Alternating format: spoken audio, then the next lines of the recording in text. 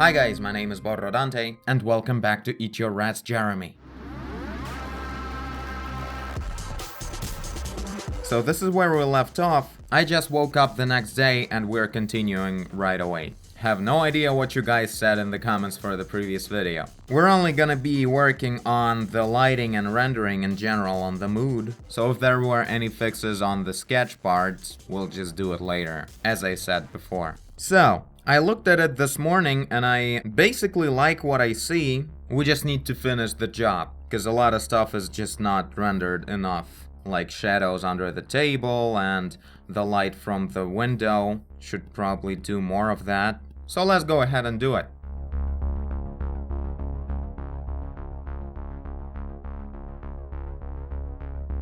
Okay, just to make it clear, I thought I should say something about the way I render. So obviously I'm like not thinking about details or anything. Sometimes I just even turn off the sketch since I already put most of the details in some kind of spots. And now I just think with one and only thing, is with the light. Trying to understand where the reflection would go, just the geometry. I'm just thinking about how things would possibly go to make it look fortunate for us to look at, so it would be pretty, and at the same time so it would make sense. So I'm thinking about how much shadow would this wall get from the door and how much brighter the floor will be than the wall, because usually walls are a bit darker than the floor, well, at the bottom, since walls are elevated and floor is flat, so it's receiving all the light from the top at the best angle. And vertical walls are a bit less fortunate in that sense. Not necessarily, but why not? So I'm thinking about that everywhere. I'm thinking how exactly this light from the window would hit the kid's sweater and everything. I'm thinking about that generally the sweater color is brighter than generally the color of this table. That means that in here it also has to be brighter than the color of the table even when the sun is lighting them up. Because this difference is always gonna stay the same way. The sweater is always gonna be brighter than the table. I'm thinking about how much of the light from the door will be blocked by these backpacks in here. And on top of that, I'm thinking about how do I want to influence the mood with a special kind of color gamma that I'm thinking about. Meaning, instead of making the shadows darker like this when we get less light under the table, I instead go from here to here and from here to here. So I'm making all the colors more saturated and closer to red. And in here, in this other lighting, in this other realm of Jeremy, who's seeing all the situation in not so much of a bright colors, we get the opposite situation. Color gets paler and less warm. So in here, from saturated to paler and cooler, and up to even like blue color in the very shadow. So this is the underlying message that I'm adding to the picture. Difference of the mood. But I don't want to stop there. I want to add something surreal to the whole situation. Something that would make it look like not just a scene in some weird school where everyone is using very expensive forks and knives, but actually to make it look more like a dream or like some kind of imprint of emotion instead of just an actual storytelling scene. But I'm not sure what exactly I'm gonna do to make that work. Also, today I remembered that I wanted to make all the details in the foreground kind of float a little bit, like everything is underwater. So we'll add that a bit, move around the plates and whatnot, the bits of food, rats, on the table, on the plates and everywhere, so everything will be kind of drowned. So yeah, that's what I'm thinking about, and I guess I'll just keep going. It's kind of cool to just spend some time on just thinking about what the light should be. Because the most important part about the picture is what it looks like when you look at it like this. If this looks bad, then it doesn't matter what you do next. You have to fix this kind of problem first. If this looks interesting, then we can move on, elaborating into details and whatnot. This is a number one concern, this thumbnail scale.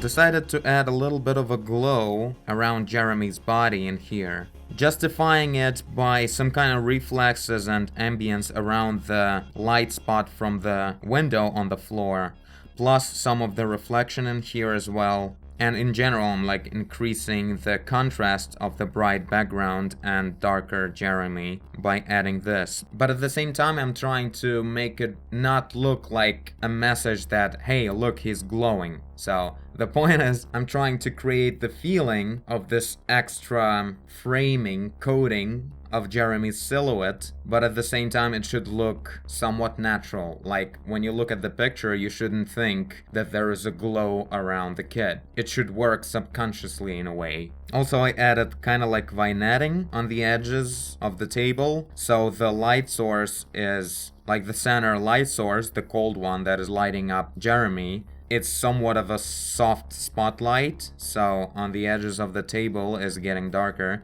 and it also kind of like improves the contrast between the background and the foreground. So in here we kind of blend it together too much with the background, and now it feels a lot more interesting, involving, and segregating at the same time.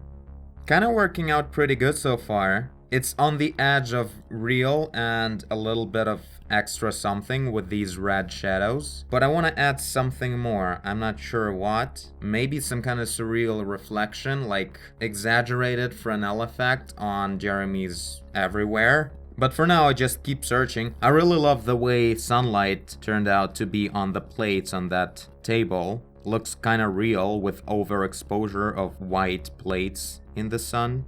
Also, I'm kind of generally thinking through global shadows. This is really important, to not just think about shadows as there's like a bright spot of the object and the dark spot. And then there's a hand and there's the bright spot and the dark spot. And the bright spot is always the same color. It doesn't work like that. First, you have to think globally, meaning this is the bright spot of the room. So in here, the bright spot of the skin will be much brighter than the bright spot of the skin in the dark spot of the room.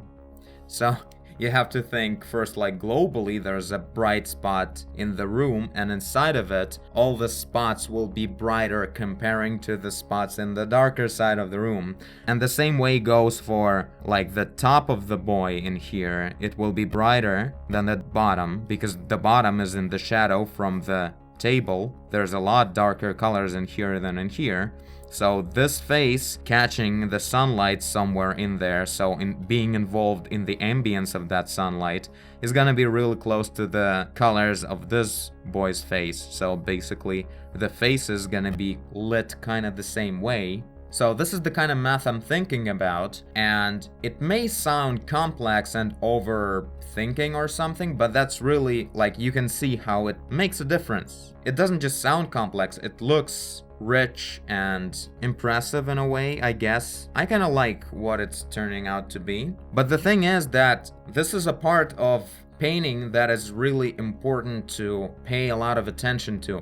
To make that happen, first we paid a lot of attention to the composition, to the message, to objects and geometry and anatomy on the sketch stage, and now we're done with that for now. We're gonna be improving it with time, of course. No one said that when we're done with the sketch part, that's it, like it's concrete. Of course not, we're gonna be fixing it more, but for now, I'm not thinking about making any details happen. I'm not thinking about any geometry or anything like that except for the geometry of the light. I only think about the way light is reflecting everywhere. I made myself free from all the other aspects of this painting so far. I'm not thinking about the textures, I'm not thinking about any geometry because it's already solved, so I'm making very loose spots with very precise colors. Because colors is what matters right now. I'm kind of like creating this basic stage where everything is so blurry and messy. This is like my future color palette that I'm gonna be using to make all of the details happen later. So this is the part where the whole avoiding silhouettes thing really makes things work. Because you can't think about the finalized shapes, the finalized details, at the same time with all the complex colors. So you have to postpone the actual details of the finalized rendering and only think with the spots of the light. And if I would be following the silhouettes as if I'm like coloring the sketch in a coloring book, making sure that I never cross the contour of any silhouette, then it would be such a waste of time to constantly make sure that I don't ruin it if I add somewhere like a shadow or the brighter spot. Like first I added just the basic colors, then I add the shadows as I'm thinking through.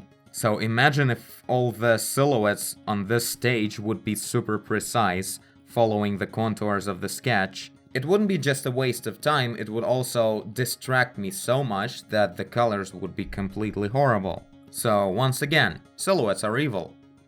Except for when you're done with everything and you're just making things look pretty. Also, I added a little bit of a, I don't know, thing, some kind of badge. Maybe this badge is a badge of the school or some kind of achievement. I'm thinking about adding a lot more of those to show some kind of like a hamster motivation that these kids are involved in for eating a lot of rats, or not only that, but whatever. Like showing that they're all glorified and in these rich conditions and being praised for doing this meaningless, horrible thing. And it just kept getting worse and worse. And this is the moment where Jeremy realized that this went too far. I don't want to keep going in this nonsense, but is still pretty confused. Okay, so let's keep going, I guess. Elaborate into some more details, like adding stuff on the plates, and so on and so forth. Adding more shadows on this kid. This hair looks lame. Keep going. This thing keeps... Whenever I restart PaintStorm, this aisle of palettes, they keep being here, so it's fine. But this aisle is always stuck to the edge of the screen like this.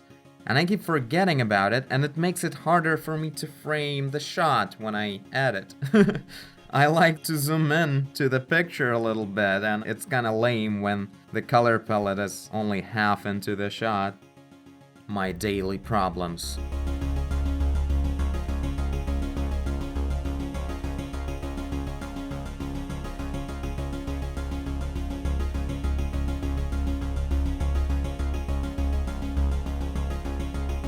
Okay, I think this is it for now. I basically did everything I wanted to do with the light and the gamma. Didn't make the plates float in the foreground though, but we'll do that later. Detailed the face a little bit, kinda looks readable without a sketch even. So yeah, this is it. Tell me guys what you think, and I will be thinking myself as well. Also, what do we show in this photograph on the wall? I'm thinking some kind of like a face of a big brother. Someone who's looking at you at all times to make sure you follow the rules or something like that. But yeah, I'm pretty satisfied at this point. Should think a bit more about some extra surreal kind of rendering aspect. I added a little bit of reflection, but it's kind of, you know, only making things actually more realistic. Some reflex from the bright background kind of makes sense here. So yeah, this is it. And I thank you for watching if you did. I guess you did if you're here. Leave a like and subscribe, tell a friend, sublimate, do whatever you want. And I will see you in the next one. Bye!